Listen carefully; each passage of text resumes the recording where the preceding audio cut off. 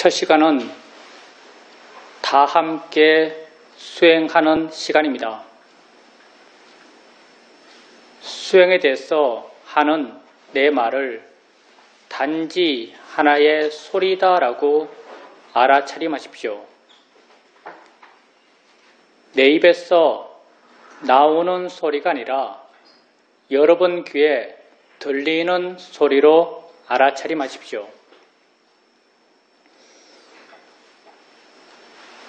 편안히 앉으셔서 자기 자신에게 관심을 두십시오. 수행을 하는 가장 기본적인 마음의 자세는 자신에 대한 관심입니다.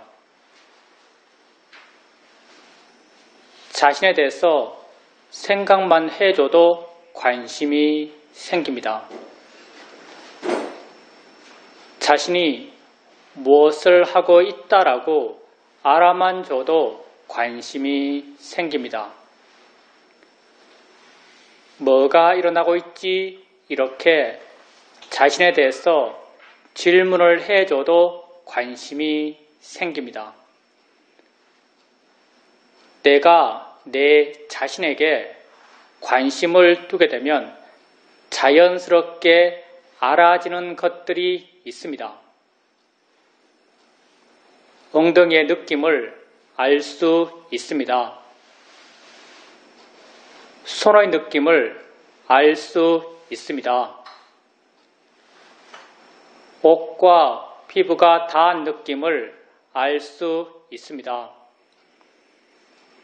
소리 들림을 알 수 있습니다. 생각이 일어나면 생각이 일어났다는 것을 알 수 있습니다. 이렇게 알 수 있는 것들을 알아가시면 됩니다. 이것이 우리가 하는 알아차림 명상입니다. 그럼 왜 우리는 이런 것들을 알아가야 할까요? 수행은 나 자신을 이해하기 위해서 하는 것입니다. 나는 어떤 존재일까요? 지금 자신을 한번 바라봐 보십시오. 여러분은 어떤 존재입니까? 나는 과거에 있지 않고 미래에 있지 않고 지금 현재 여기에 있는 존재입니다. 나는 오직 여기 이 순간을 살아갈 뿐입니다. 이 순간 나의 삶이란 무엇일까요? 여러분은 지금 무엇을 하면서 이 순간을 살아가고 계십니까? 나는 보면서, 들으면서, 느끼면서, 생각하면서 이 순간을 살아갑니다. 그렇지만 보는 나, 듣는 나, 느끼는 나, 생각하는 내가 따로 있지 않습니다. 봄, 이 자체가 나의 삶입니다. 들음, 이 자체가 나의 존재입니다. 느낌의 진행, 이 자체가 내 삶의 진행입니다. 생각의 진행, 이 자체가 내 존재의 진행입니다. 나는 이 순간 일어나고 있는 6가지 감각기관, 눈, 코, 귀, 입, 몸, 마음에서의 알의 일어남의 존재입니다. 나는 지금 알아감으로 지금 살아간다라고 말할 수 있습니다. 나를 이해하기 위해서 이러한 알머의 일어남을 알아가고 이해해 가야 합니다. 엉덩이에 느낌 있을 때 느낌 있다라고 아십시오. 느낌의 일어남이 곧 내 삶의 일어남입니다. 손에 느낌 있을 때 느낌 있다라고 아십시오.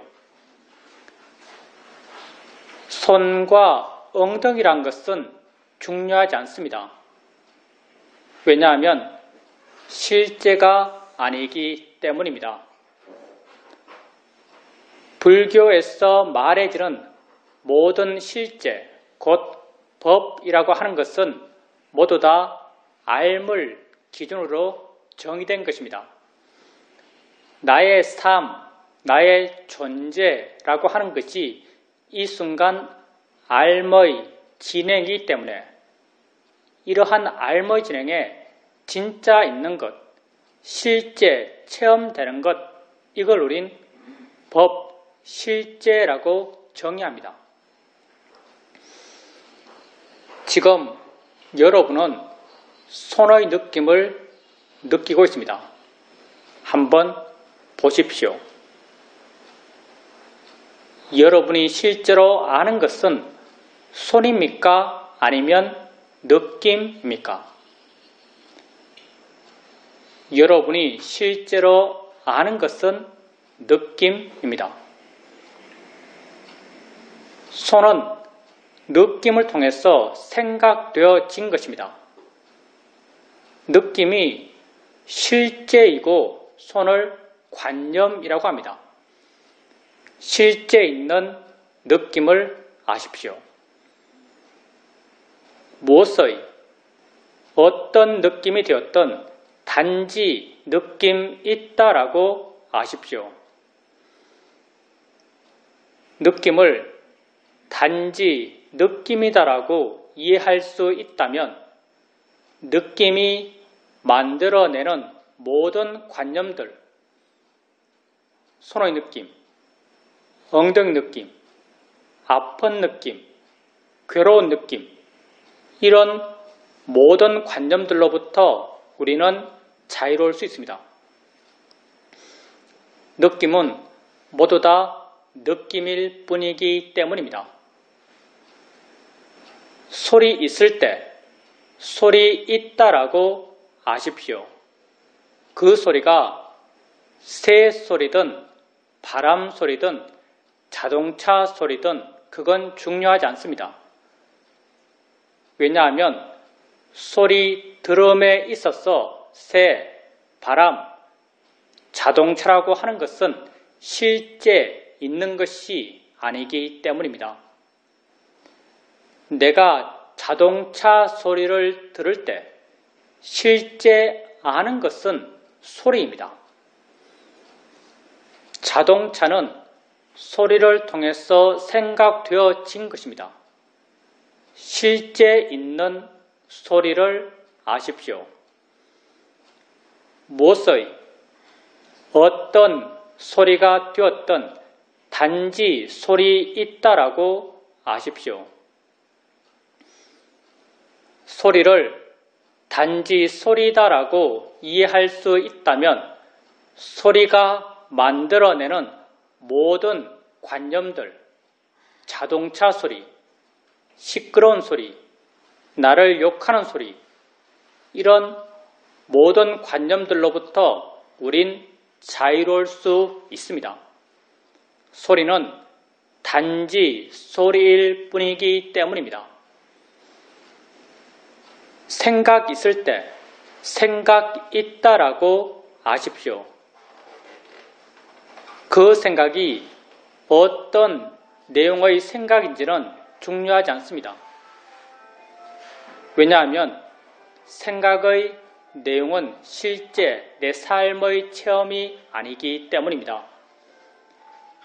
내가 지금 부산 있는 내 딸을 생각한다 하더라도 딸이 내 앞에 있어서 보고 만질 수 있는 것이 아닙니다.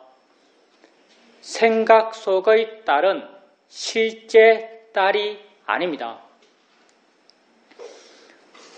어떤 내용의 생각이 되었던 단지 생각 있다라고 아십시오. 생각을 단지 생각이다라고 이해할 수 있다면 생각이 만들어내는 모든 생각의 내용들로부터 우리는 자유로울 수 있습니다. 나를 사기친 사람에 대한 생각이든 우리 집에 있는 귀여운 고양이에 대한 생각이든 둘 다 몇몇 영상과 언어화된 내용들이 내 마음을 지나가고 있을 뿐입니다.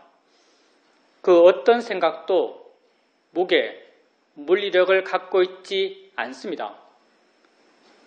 우리가 어떤 생각을 하면 두려워하고 어떤 생각을 하면 걱정하는 것은 그 생각의 내용을 마치 내가 지금 체험하듯이 믿는 어리석은 마음이 있기 때문입니다.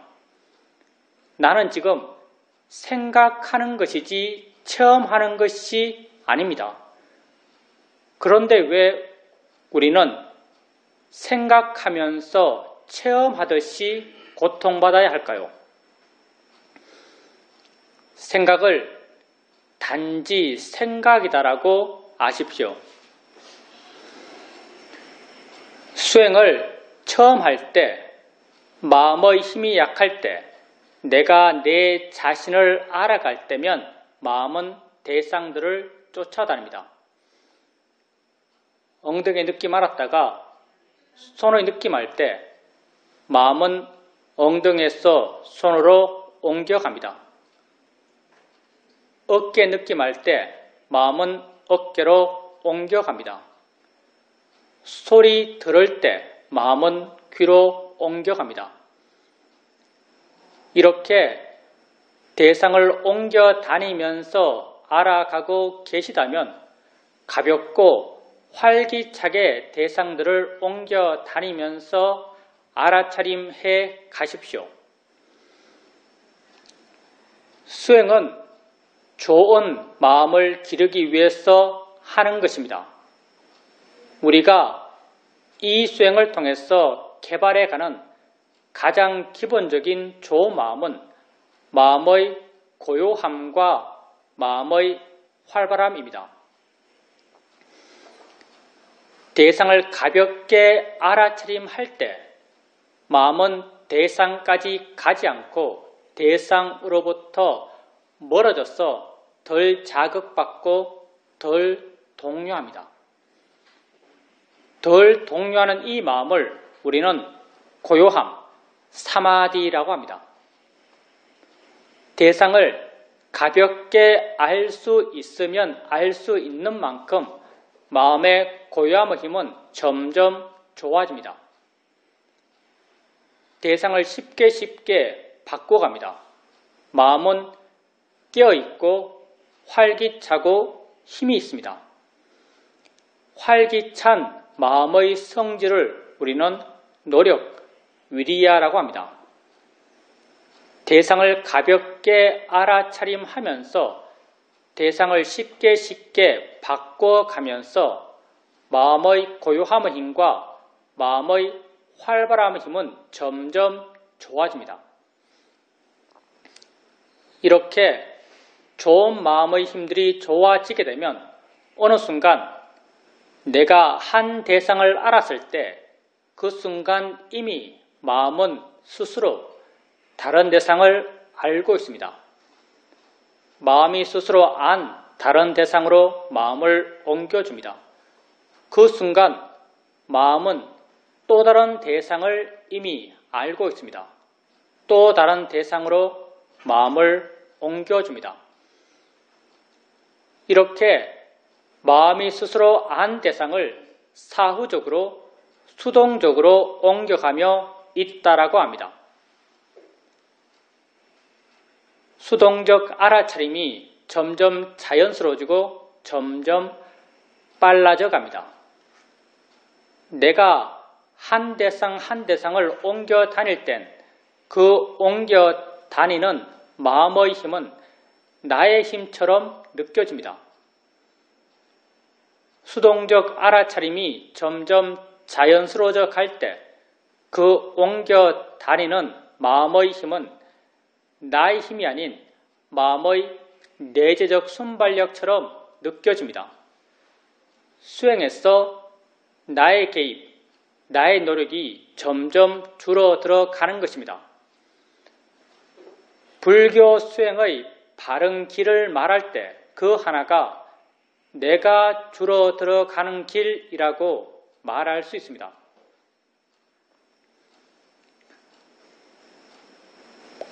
수동적 알아차림을 통해서 마음의 고요함과 활발한 힘들은 더욱 좋아져 갑니다. 이렇게 좋은 마음의 힘들이 좋아지게 되면 어느 순간 내가 전혀 알려고 하지 않는데도 여러 대상들이 자연스럽게 알아집니다.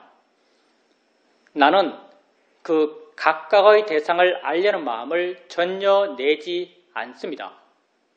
각각의 대상들은 자신들의 고유한 성질대로 알아지고 있고 각각의 대상들과 함께 일어나는 각각의 마음들은 또한 자신들의 고유한 성질대로 알고 있습니다.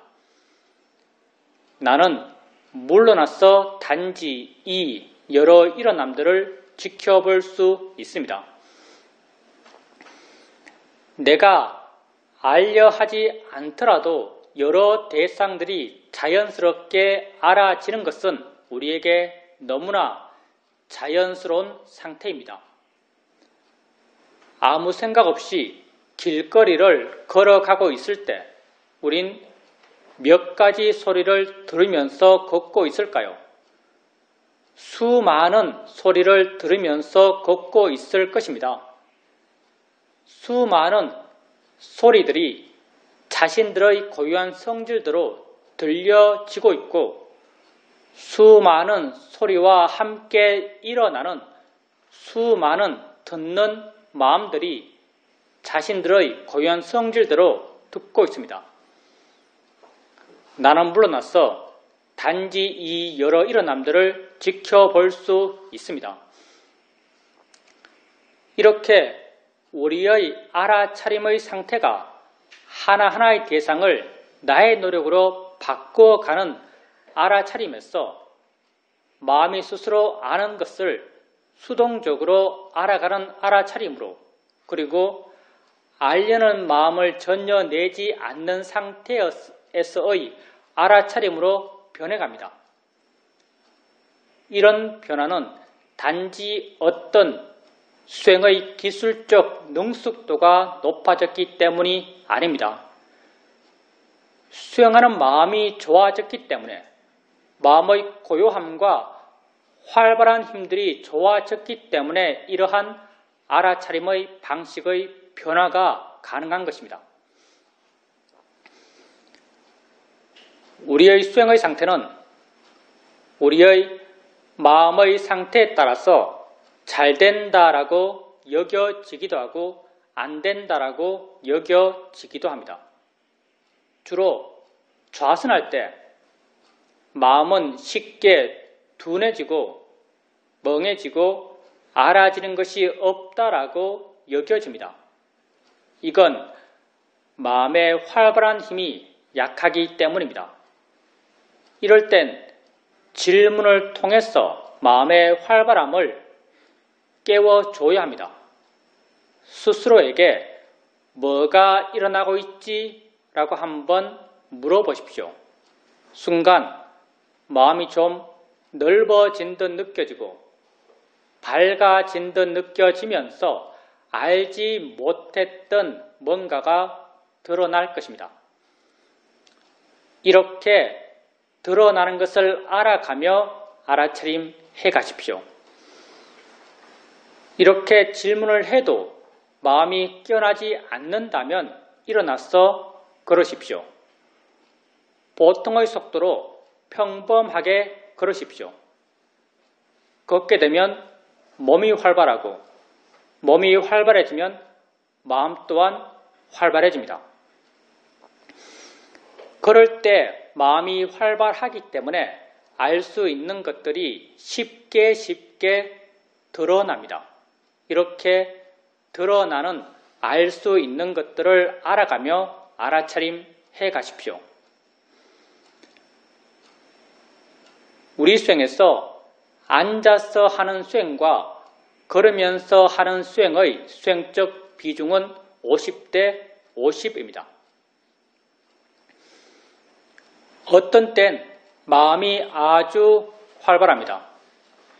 이 대상, 저 대상을 활기차게 알아가고 있습니다.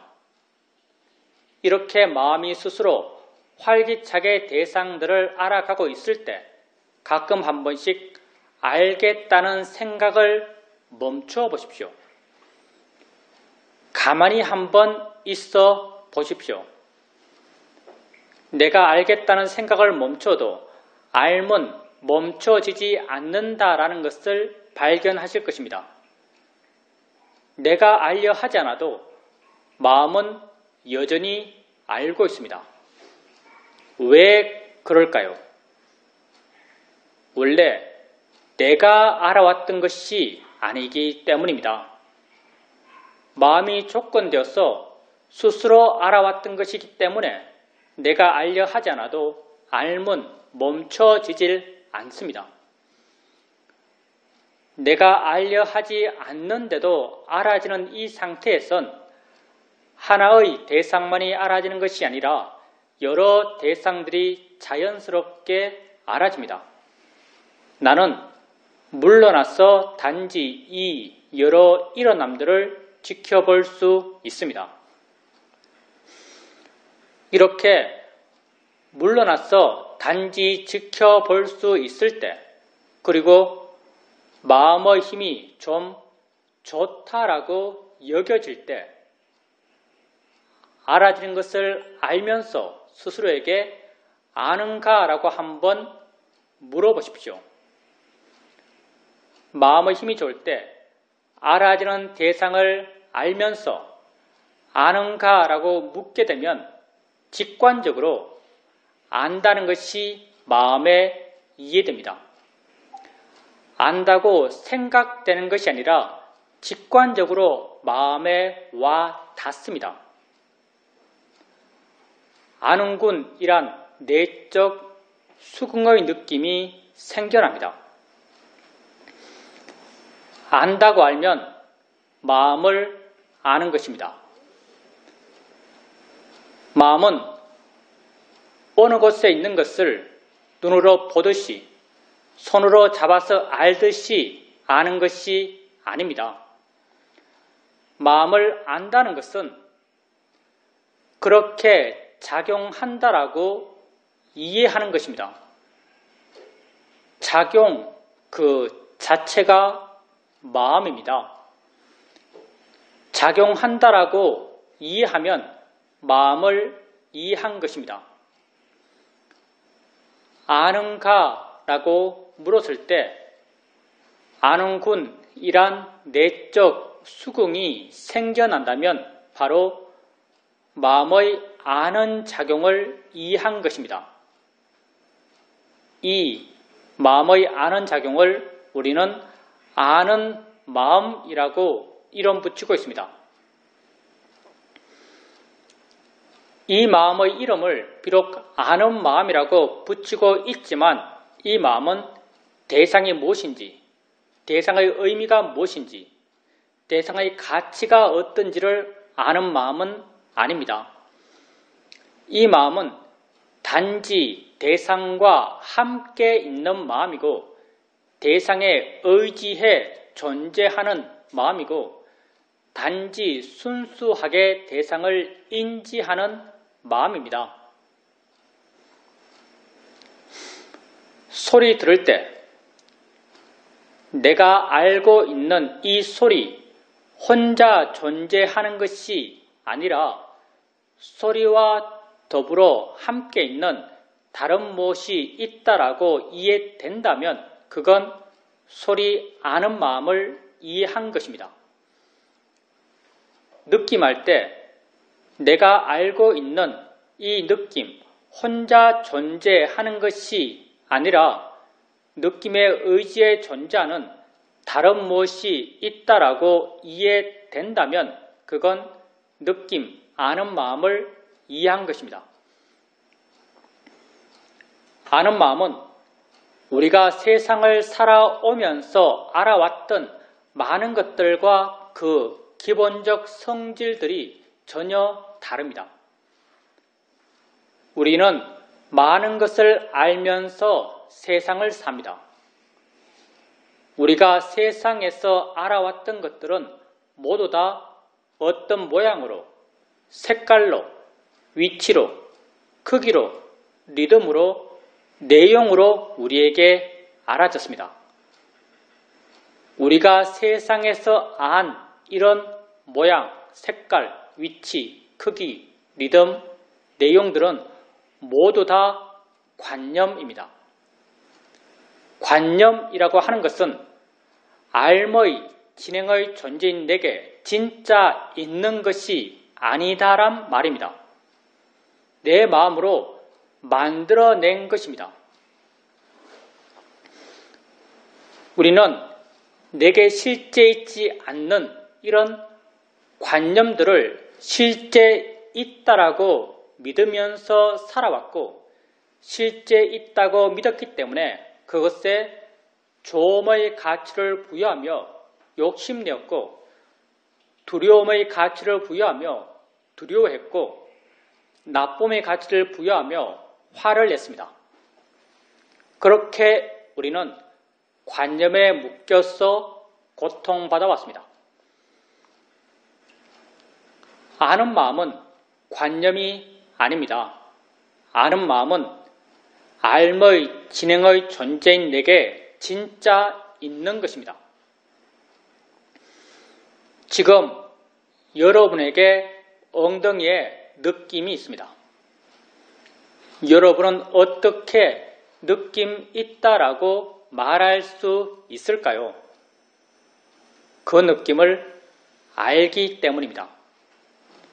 분명 느낌 안은 무엇이 있습니다. 근데 이 무엇은 어디에 있나요? 어떤 색깔인가요? 어떤 모양인가요? 얼마나 큰가요? 우리는 말할 수 없습니다. 그 성질과 작용은 분명하지만 그걸 관념적으로 묘사할 수 없는 것, 이걸 우린 빠라마타, 실제, 법이라고 합니다. 아는 마음, 마음의 아는 성질은 실제하는 법입니다. 우리 존재의 진행에 진짜 있는 것입니다. 내 삶에 진짜 있는 것입니다.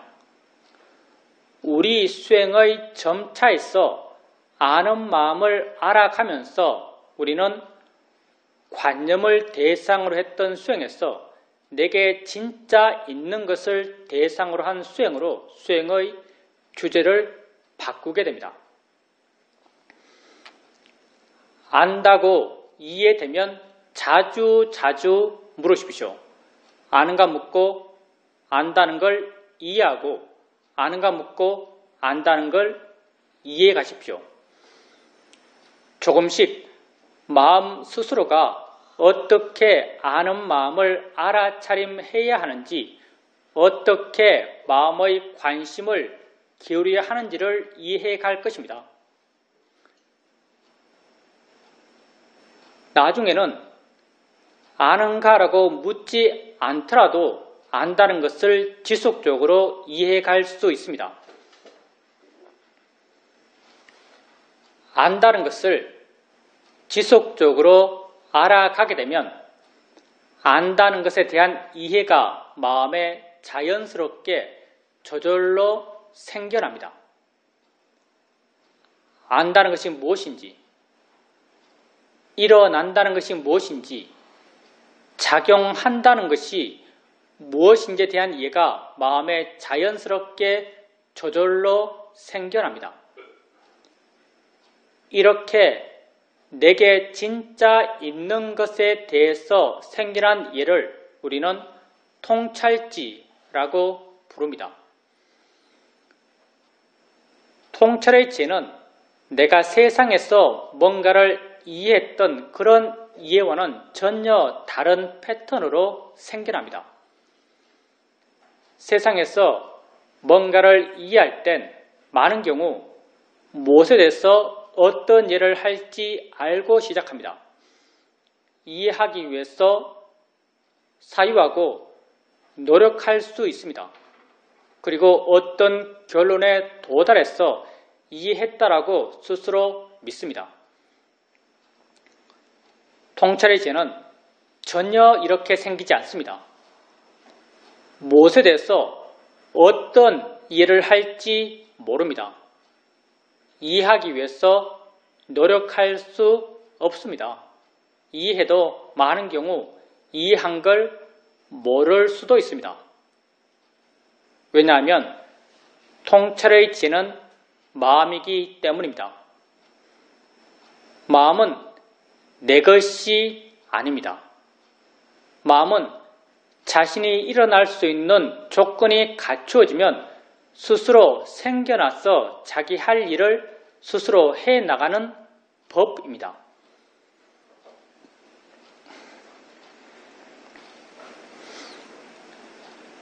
눈을 뜨면 보는 마음은 스스로 생겨나서 봅니다. 소리 있으면 듣는 마음은 일어나서 듣습니다. 통찰의 지혜의 마음 또한 자신이 일어날 수 있는 조건이 갖추어지면 스스로 생겨나서 자기 할 일을 스스로 해나갑니다.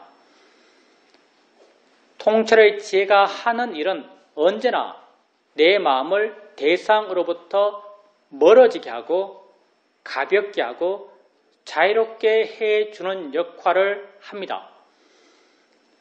따라서 우리가 수행을 한다는 것은 지혜가 나기 위해서가 아닙니다.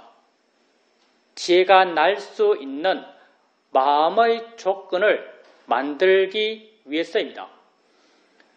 경전에서 부타께서는 이런 지혜가 날 수 있는 마음의 조건을 사여의족, 오근, 오력, 칠각지, 팔정도 등 여러 가지로 이야기하고 있습니다.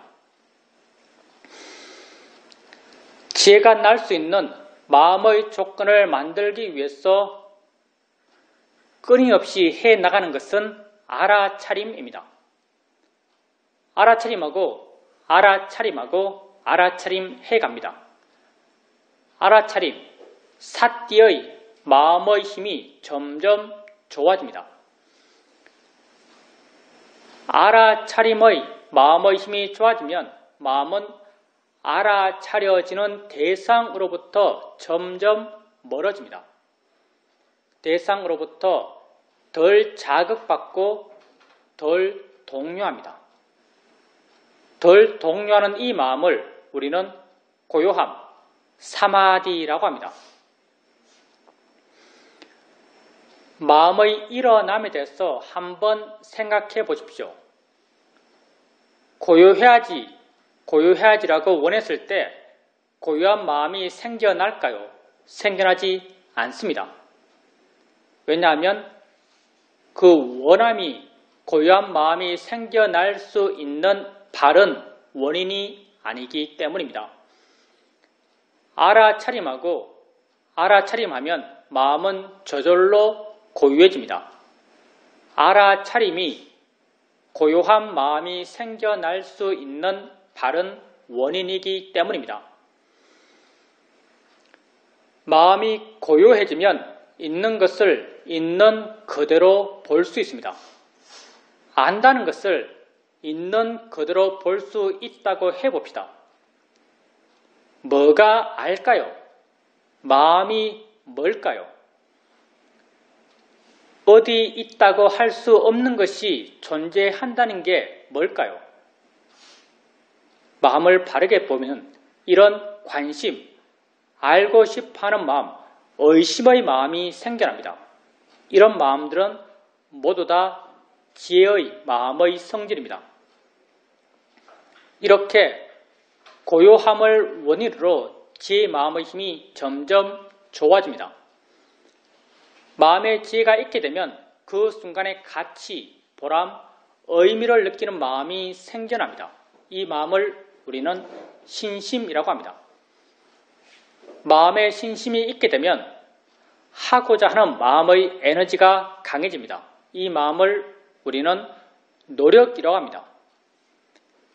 노력의 마음의 힘이 좋아지면 알아차림하고자 하는 마음의 힘 또한 더불어 함께 좋아져 갑니다. 이 5가지 마음, 알아차림, 고요함, 지혜, 신심, 노력의 마음을 부탁해 쓴 경전에서 오력이라고 함께 묶어 부르고 계십니다. 오력의 마음들은 각자 개별적으로 따로따로 존재하는 마음들이 아닙니다. 모두 다 원인과 결과의 관계로 서로 엮여 있는 마음들입니다. 이 5가지 마음 가운데 우리가 주도적으로 일으켜 갈 수 있는 마음은 알아차림뿐입니다. 그래서 우리 수행을 알아차림 명상이라고 부릅니다. 알아차림하고 알아차림해 가게 되면 우리의 마음의 조건이 그러하기 때문에 고요함, 지혜, 신심, 노력의 마음의 힘들이 다 함께 좋아져서 서로 균형을 이루어갑니다. 이런 오력의 균형 속에서 그것을 조건으로 통찰의 지혜의 마음은 스스로 생겨나서 자기 할 일을 스스로 해나갑니다. 오력의 균형은 내가 맞출 수가 없습니다.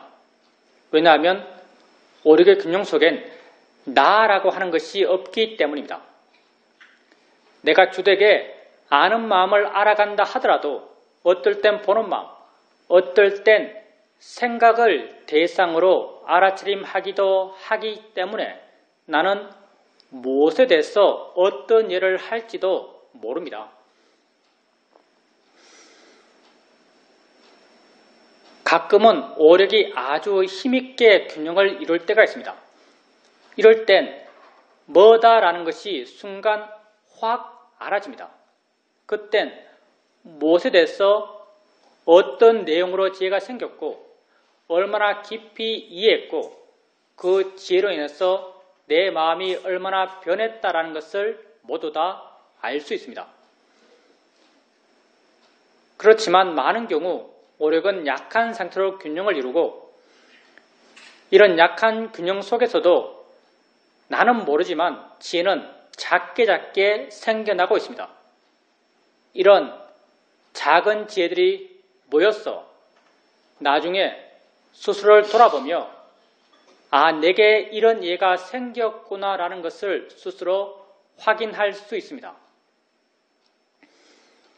지혜 생긴 걸 내가 알든지 모르든지 우리 마음의 조건이 그러하기 때문에 내게 일어나는 것을 지속적으로 바르게 알아차림해 가게 되면 그 일어남에 대한 이해는 반드시 생겨납니다.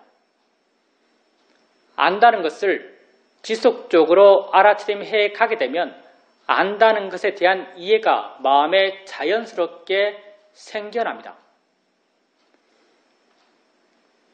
우리에게 매 순간순간 수많은 마음들이 일어나고 있습니다. 그 많은 마음들 가운데 하나의 마음이 아는 마음입니다.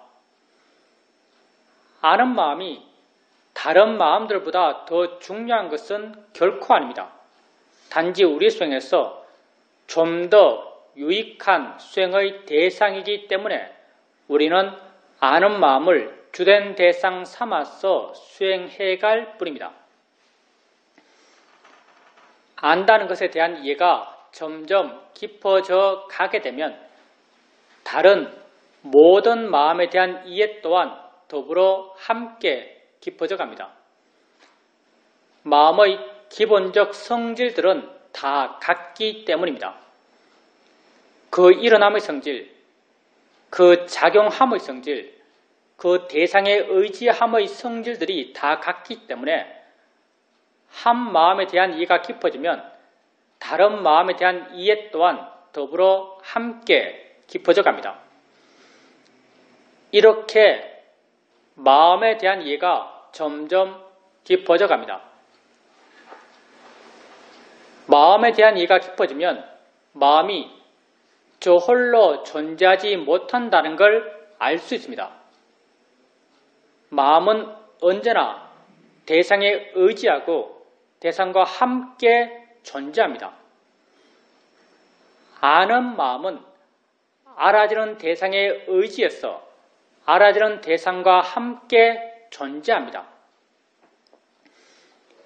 알아지는 대상이 있을 때 아는 마음 또한 존재하고 알아지는 대상이 없을 때 아는 마음 또한 존재할 수 없습니다. 붓다는 연기를 설명하실 때 이것이 있으므로 저것이 있고 이것이 없으면 저것 또한 없다라고 말씀하시면서 연기를 설명하셨습니다. 아는 마음과 알아지는 대상의 함께 일어남은 바로 연기적 관계의 일어남입니다. 안다는 것에 대한 이해가 점점 깊어져 가게 되면 알아진다는 것에 대한 이해는 저절로 생겨납니다. 이 둘은 톱니의 양축처럼 함께 물려 돌아가고 있기 때문에 한쪽에 대한 이해가 깊어지면 다른 쪽에 대한 이해가 깊어지지 않을 수가 없습니다. 이렇게 알아지는 대상, 아는 마음에 대한 이해가 점점 깊어져 갑니다. 알아지는 대상, 아는 마음, 대상과 마음, 이 둘은 여기 이 순간을 살아가는 내 삶의 모든 것입니다. 나는 여기 이 순간을 살아갑니다.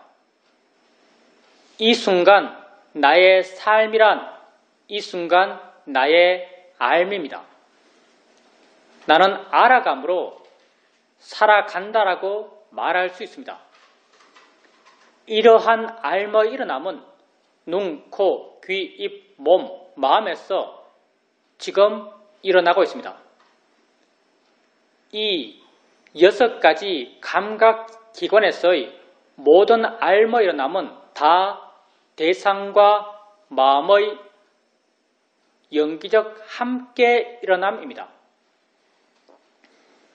우리는 보면서 여기 이 순간을 살아갑니다. 봄의 일어남은 무엇 하나가 있어서 가능한 것이 아닙니다. 보여지는 대상이 있고 보는 마음이 있어서 이 둘이 서로 어울려 연기적으로 함께 일어나며 봄이 가능합니다. 대상과 마음의 함께 일어남입니다. 들으면서 우린 여기 이 순간을 살아갑니다. 들음의 일어남 또한 무엇 하나가 있어서 가능한 것이 아닙니다. 들려지는 소리가 있고 듣는 마음이 있어서 이 둘이 서로 어울려 함께 일어나며 들음이 가능합니다. 대상과 마음의 함께 일어남입니다. 6가지 감각기관에서의 모든 알의 일어남은 다 대상과 마음의 함께 일어남입니다. 이 모든 대상과 마음의 함께 일어남은 아는 마음과 알아지는 대상의 함께 일어남과 같은 연기 구조입니다.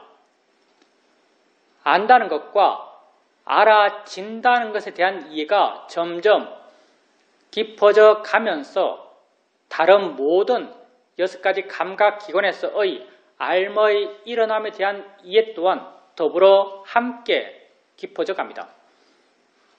이렇게 나는 6가지 감각기관에서의 알의 일어남으로 살아가는 내 삶, 내 존재, 나 자신을 점점 더 깊이 이해해 가게 됩니다. 나는 이 순간의 알므로 살아갑니다. 이러한 알은 6가지 감각기관에서 일어나고 있습니다. 이 모든 알의 일어남의 기본 구조는 아는 마음과 알아지는 대상의 함께 일어남과 같은 구조입니다. 우리는 이 수행에서 아는 마음과 알아지는 대상을 이해함으로써 다른 모든 알을 더불어 이해해 가고자 합니다. 아는 마음과 알아지는 대상, 이 두 측면 가운데 우리가 이해하고자 하는 것은 한 측면, 아는 마음 쪽입니다. 그래서 우리 수행을 심념처라고 합니다. 아는 마음에 대한 이해가 깊어지면 알아지는 대상은 저절로 이해되기 때문입니다. 아는 마음은 실제하는 법입니다. 실제하는 법은 보통의 마음에게 이해되지 않습니다. 실제하는 법을 이해하기 위해서는 마음의 조건들이 좋아져야 합니다. 알아차림, 고요함, 지혜, 신심, 노력의 마음의 힘들이 좋아져야 합니다. 이렇게 마음의 조건을 좋게 해 가기 위해서 우리는 알아차림을 해왔습니다. 처음 마음이 둔했을 땐 하나하나의 대상을 나의 노력으로 알아갔고 마음의 힘이 좀 좋아지면 수동적인 알아차림을 할 수 있게 되었고 마음의 힘이 더욱 좋아지면 알려 하지 않는 상태에서의 알아차림이 가능했습니다. 이렇게 알려 하지 않는 상태에서 단지 지켜볼 수 있을 때 아는가라고 물으면서 대상을 알고 있다는 것에 관심을 가져봅니다. 마음의 힘이 충분히 좋다면 안다는 것이 직관적으로 이해될 것입니다. 이해되면 아는 마음을 이해한 것입니다.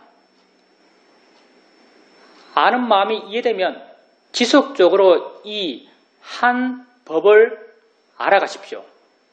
우리는 한 법을 이해함을 통해서 만법을 이해해 가고자 합니다. 모든 법들은 같은 기본적인 성질들을 갖고 있습니다. 모두 다 연기로 서로서로 엮여 있습니다. 한 법에 대한 이해가 깊어지면서 다른 모든 법의 이치가 자연스럽게 저절로 이해되어 갈 것입니다. 내가 이해하는 것이 아닙니다. 마음이 스스로 조건되어서 이해해 갈 것입니다.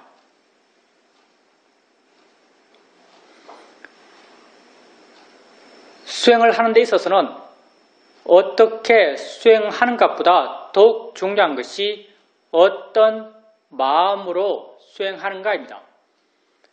바른 마음으로 수행하는 것이 가장 중요합니다. 모든 마음은 대상을 갖습니다. 바른 마음 또한 대상에 대한 바른 마음입니다. 수행에서 대상이란 곧 나 자신이고 나는 곧 이 순간 일어나고 있는 알의 일어남입니다. 이러한 알의 일어남에 대해서 바른 견해가 있을 때 그 일어남에 대해서 바른 마음이 될 수 있습니다. 붓다는 우리가 우리 자신에 대해서 가져야 할 바른 견해로 무상, 고, 무아를 말씀하십니다. 우리는 붓다가 제시한 이 세 가지 바른 견해 가운데 무아적 시각을 중심으로 수행해 가고자 합니다. 무아라는 말이 너무나 함축적이고 많은 오해의 가능성을 갖고 있기 때문에 우리는 무아라는 말 대신 자인의 이치다란 말을 사용합니다. 자인의 이치란 말은 무아라는 말의 내적 의미입니다. 일어나는 모든 것은 자인의 이치입니다. 조건 따라 일어난 것입니다. 일어날만 해서 일어난 것입니다. 내가 일으킨 것이 아닙니다. 무아적 현상입니다. 바닥에 손을 대면 느낌이 일어납니다. 누가 느낄까요? 느끼는 마음이 느낍니다. 닿기 전에 느끼는 마음은 있었을까요? 닿기 전에 느끼는 마음은 없었습니다. 닿는 순간 그 다음을 조건으로 느끼는 마음은 스스로 생겨납니다. 생겨나서 자신의 성질대로 느끼는 작용을 스스로 해나갑니다. 나는 이런 느낌의 일어남과 느낌의 진행을 통제할 수 없습니다. 느낌의 일어남은 자인의 이치로 일어난 것입니다. 느낌을 알아갈 때 자인의 이치다란 바른 견해가 수행하는 마음에 있어야 합니다. 눈을 뜨면 봅니다. 보지 않을 수가 없습니다. 소리 있으면 듣습니다. 듣기 싫은 소리도 우린 들어야 합니다. 내가 듣는 것이 아니기 때문입니다. 자인의 이치로 일어난 것입니다. 냄새 나는 것 코 가까이 오면 냄새 납니다. 입에 맛나는 거 넣으면 맛이 납니다. 모를 수가 없습니다. 자인의 이치로 일어난 것입니다. 생각할 것이 있으면 마음은 생각합니다. 생각은 내가 하는 것일까요? 하기 싫으면 안 할 수 있는 것일까요? 우린 살아오면서 이런 경우를 만납니다. 어떤 사람에게 아주 강하게 화가 났습니다. 돌아서서 홀로 뛰었는데도 여전히 그 사람 생각하며 화내며 괴로워하고 있습니다. 이런 자신을 보면서 우린 이런 판단을 합니다.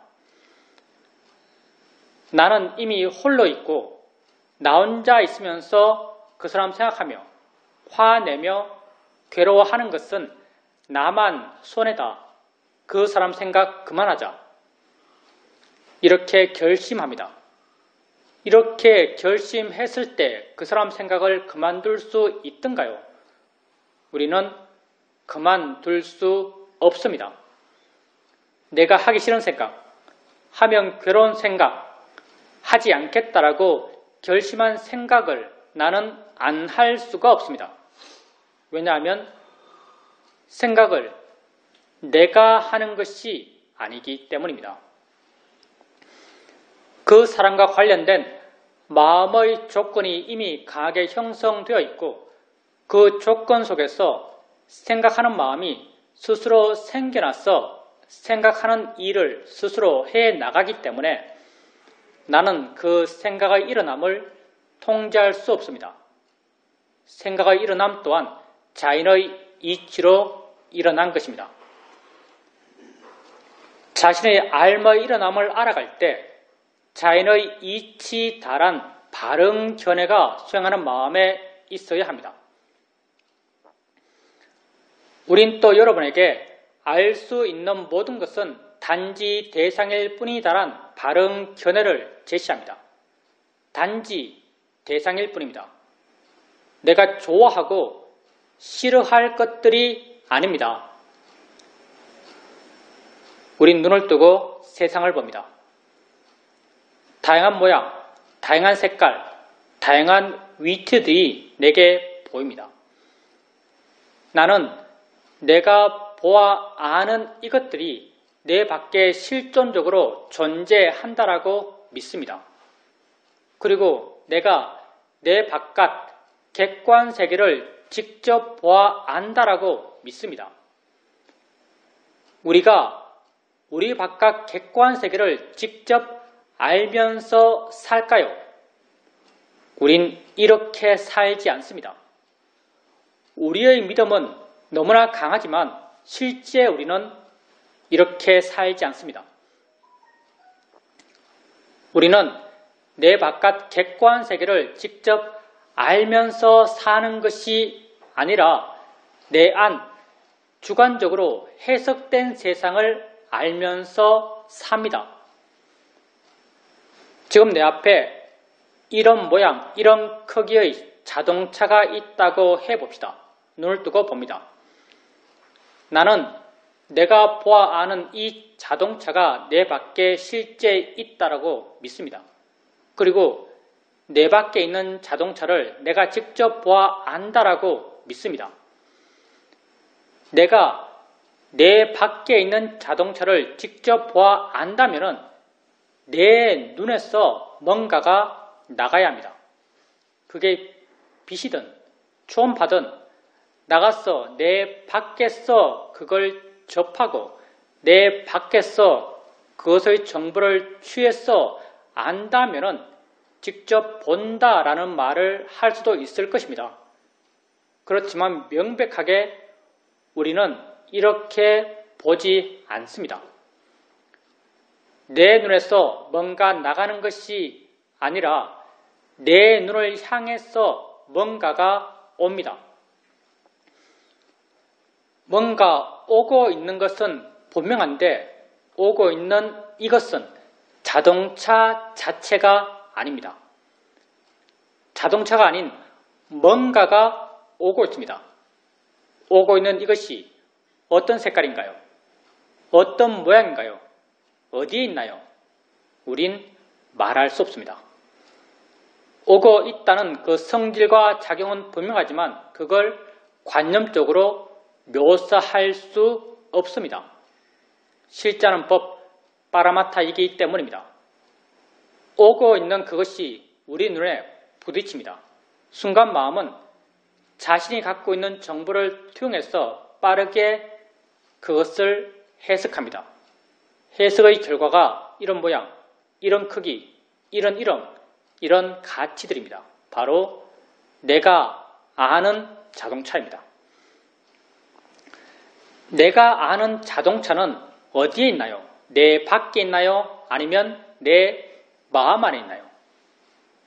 내 마음 안에 내가 해석해서 만들어낸 자동차입니다. 내 마음 안에 내가 해석해서 만들어낸 자동차에 대해서 조음의 가치를 부여하며 욕심내는 것이 합당할까요? 실험의 가치를 부여하며 화를 내는 것이 합당할까요? 합당하지 않습니다. 어리석은 일입니다. 그래서 우린 이렇게 알아지는 것들을 단지 대상일 뿐이다란 바른 견해를 갖고 알고자 합니다. 보여지는 모든 것은 단지 대상일 뿐입니다. 들려지는 모든 소리, 모든 냄새, 모든 느낌, 모든 맛들은 단지 대상일 뿐입니다. 생각되어지는 모든 생각의 내용들은 단지 대상일 뿐입니다. 수행을 해가면서 자신에게 일어나는 것을 알아가면서 자연의 이치다, 대상일 뿐이다란 바른 견해를 자주 생각으로 일으켜 주십시오. 조금씩 왜 자연의 이치인지, 왜 대상인지를 마음 스스로가 이해해 갈 것입니다. 이런 이해는 지혜이고, 지혜는 생겨나면 자기 할 일을 스스로 해나갑니다. 오래 앉아있게 되면 다리가 아픕니다. 아프다라고 해석되는 이 느낌을 알면서 자연의 이치야, 대상일 뿐이야 란 바른 견해를 일으켜줍니다. 순간 마음은 그 느낌으로부터 좀 물러난 듯 느껴지고 가벼워진 듯 밝아진 듯 느껴집니다. 바른 견해의 지혜가 작용하면서 마음의 상태를 물러난 마음, 가벼운 마음, 부드러운 마음, 밝은 마음의 상태로 바꾸어 놓습니다. 이렇게 지혜로 인해서 바뀌어진 마음의 상태를 우리는 바른 마음이라고 합니다. 마음이 바르게 되었을 때 바르게 수행할 수 있고 바른 이해가 생겨날 수 있습니다. 누가 우리에게 이 수행에서 무엇이 가장 중요합니까? 라고 묻는다면 우리는 바른 견해다라고 말합니다. 바른 견해가 있을 때 수행하는 것이고 바른 견해가 없을 때 수행하지 않는 것입니다. 항상 수행하는 마음에 바른 견해가 있도록 하십시오.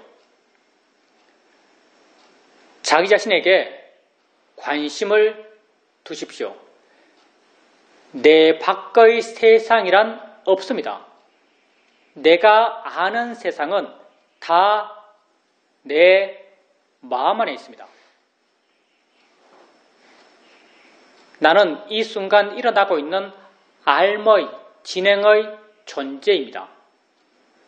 자연의 이치다, 대상일 뿐이다란 바른 견해를 일으켜주면서 이러한 일어남을 알아가십시오.